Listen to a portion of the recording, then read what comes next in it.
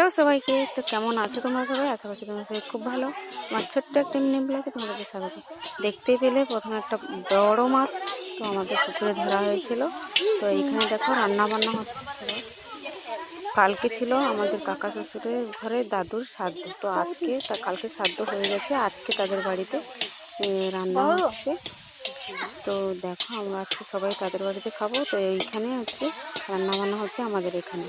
তো সব রান্না করে ওদের বাড়িতে নিয়ে চলে যাবো, গিয়ে ওখানে সবাই খাওয়া দাওয়া হবে। এই তো এই দেখো, ওই যে কাকিমা, জেঠিমা শাশুড়ি, আর এখানে আমার শাশুড়ি, সবাই মিলে কাজ বাজ করছে। আমাদের এরকম হয়েই থাকে, কোনো কিছু ছোটখাটো তোমাদের কাজের বাড়িতে আমাদের প্রায় হয়। তুমি করো, একটু হাত লাড়ো, ভিডিও করছে, ভাবছি যে ভিডিও কল করে। হাত লাড়ো।